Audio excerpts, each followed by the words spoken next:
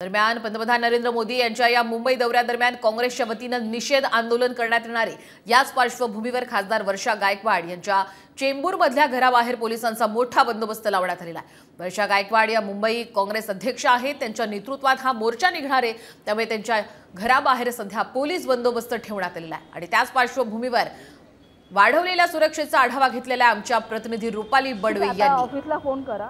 देशाचे पंतप्रधान नरेंद्र मोदी पहिल्यांदाच मुंबईच्या दौऱ्यावरती आहेत आणि याच दौऱ्यामध्ये काँग्रेसकडून त्यांचा निषेध केला जाणार आहे आणि त्याच्यामुळे खासदार वर्षा गायकवाड यांच्या घराच्या बाहेर ही संपूर्ण पोलिसांचा बंदोबस्त लागल्याचं आपल्याला पाहायला मिळत आहे।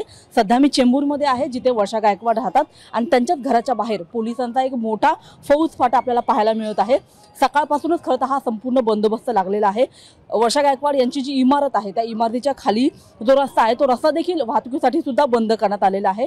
वर्षा गायकवाड यांनी घराबाहेर पडू नये, आंदोलन करू नये, निदर्शनं करू नये, यासाठी म्हणून आता पोलीस नेमके काय काय कारवाई करते हे पाहणं महत्त्वाचं आहे। मात्र BKC मध्ये पंतप्रधान नरेंद्र मोदी यांचा एक कार्यक्रम आहे आणि याच कार्यक्रमाच्या वेळी त्या ठिकाणी आंदोलन करण्याचा खरं तर काँग्रेसचा प्रयत्न असणार आहे आणि त्याच्यामुळे आता वर्षा गायकवाड यांना पोलीस कशा पद्धतीने थांबवतात हे पाहणं महत्त्वाचं आहे। कॅमेरामन अनुप कुलकर्णीसह मी रुपाली बडवे, साम TV मुंबई।